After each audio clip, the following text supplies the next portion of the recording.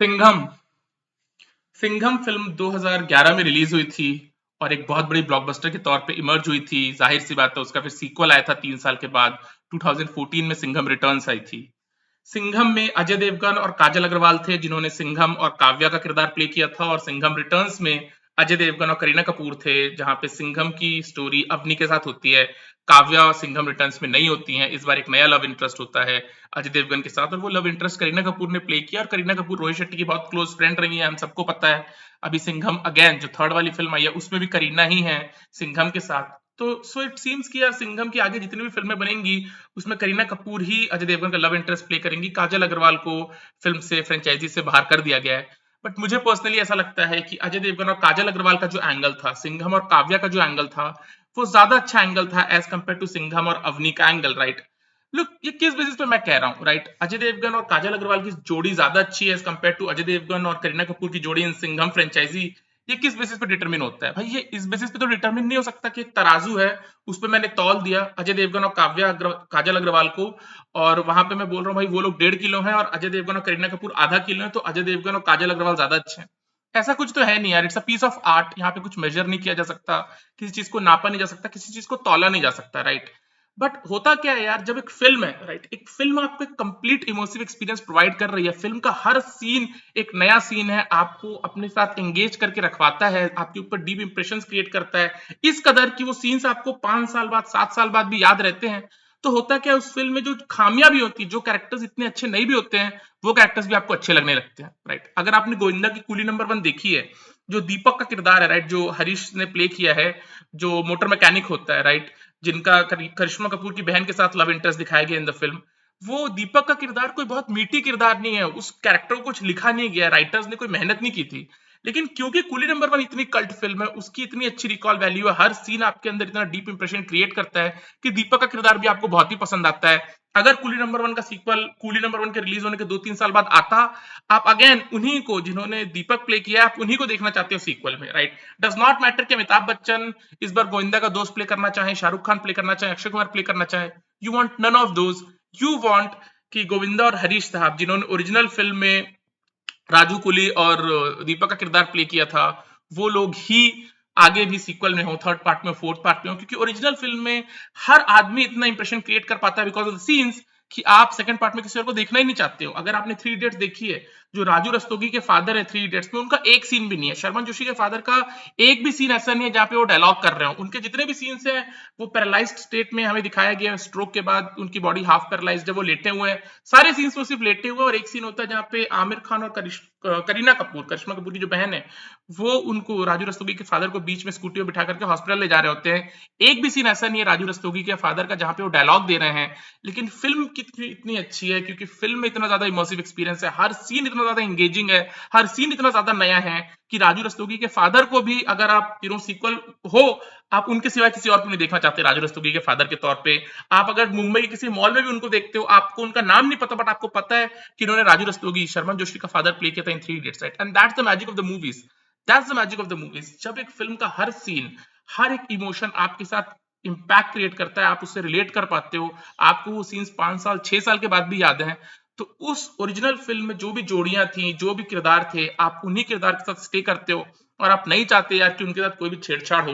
लेकिन फिर भी फिल्म लाइन है, राइट। और मूवीज का मैजिक इतना ज्यादा है कि छेड़छाड़ हो तो भी क्या फर्क है, लोग तो उस यूनिवर्स को देखने के लिए जाएंगे भाई। लोगों ने तो सिंघम को पसंद किया था, राइट, और सिंघम रिटर्न, सिंघम अगेन के लिए भी लोग सिंघम देखने जा रहे हैं, राइट। बट मुझे पर्सनली ऐसा लगता है यार कि सिंघम और जो काव्या का किरदार था, वो ज्यादा इंप्रेशन आपके ऊपर क्रिएट करता है। जितने भी सीन्स है, राइट, जहां पे सिंघम काव्या को, अजय देवगन काजल अग्रवाल को थप्पड़ मार देते हैं, वो वाला सीक्वेंस हो, राइट, वो एक न्यू सीक्वेंस है फॉर हिंदी फिल्म्स, अचानक से होता है, राइट। काजल अग्रवाल जिस वे में अजय देवगन को प्रपोज कर देती हैं सिंघम में, राइट, आप एक्सपेक्ट नहीं कर रहे होते हो। आपने गजनी फिल्म में वैसा सीक्वेंस देखा है जहां पे आमिर ने आसिन को अचानक से प्रपोज किया था।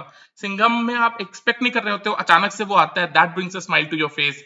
वो वाला सीन जहां पे सिंघम काजल अग्रवाल के लिए थिएटर के बाहर उस गुंडे को मारते हैं, राइट, जो गोटिया वाला एंगल है, जो काजल अग्रवाल के फादर है, वो वाला एंगल, वो सारी चीजें आपके साथ एक रिलेटिविटी क्रिएट करती है। वो लैंप पोस्ट जब अजय देवगन वहां पे निकालते हैं प्रकाश राज के गुंडों को मारने के लिए, वहां पे भी काजल अग्रवाल के साथ वो जो बातचीत कर रहे होते हैं, सुन साथिया गाना इतना मेलोडियस गाना है।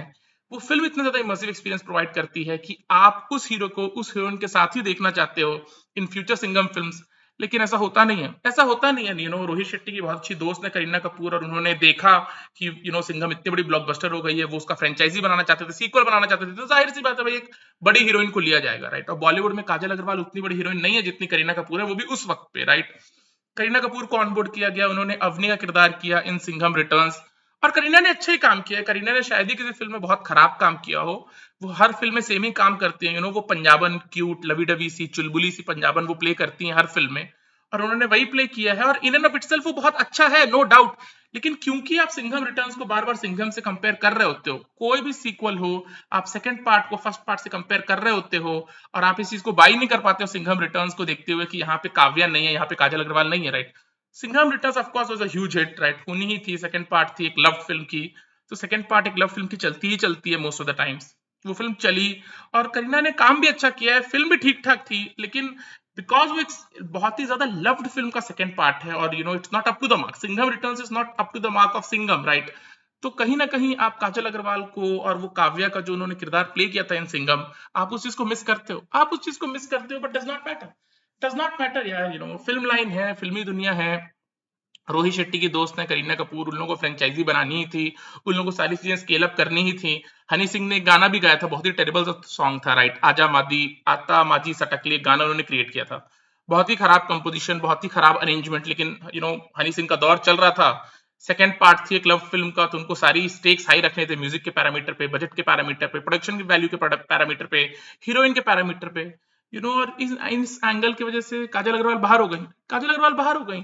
बट मुझे पर्सनली ऐसा लगता है, जैसा कि मैंने कहा, इस चीज को नापा या तौला नहीं जा सकता कि भाई सिंघम और काव्या का जो किरदार था वो 1.5 किलो था सिंघम में, और करीना कपूर जो अवनी प्ले करती है और सिंघम रिटर्न्स में वो आधा किलो था, इसलिए ये ज्यादा अच्छा है।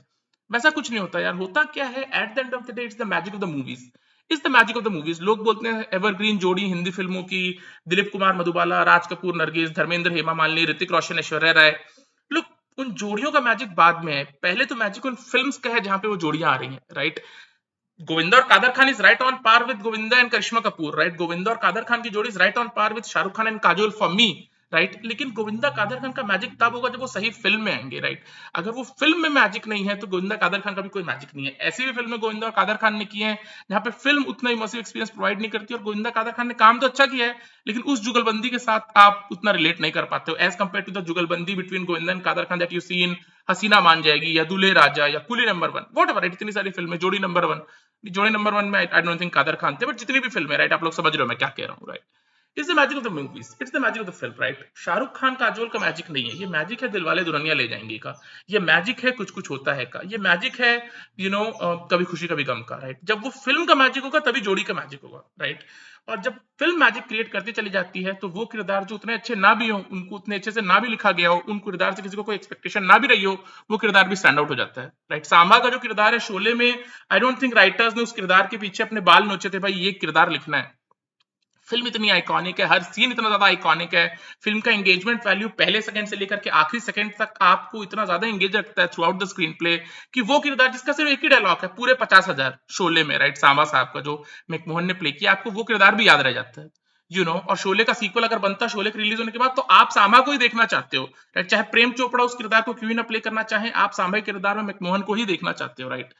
So that's the way it is यार, क्योंकि सिंघम एक ज्यादा ओरिजिनल फिल्म है, उसके सीन ज्यादा आपके साथ स्टे करते हैं after you complete the film, वो कैरेक्टर्स जो हैं काव्या के और सिंघम के, आई थिंक ज्यादा सूटेड थे to Singham than Avni and Singham in Singham returns, right. लेकिन जैसा कि मैंने कहा यार, उनको स्केल अप करना था, उनको एक बड़ी हीरोइन लेनी थी, अब करीना कपूर बड़ी हीरोइन भी है, रोहित शेट्टी की दोस्त भी है, एंड फिल्म लाइन में ये ग्रुपिज्म तो होती ही है यार, फिल्म लाइन में ये ग्रुपिज्म होती ही है, हीरोइंस को ऐसे ही रिप्लेस कर दिया जाता है।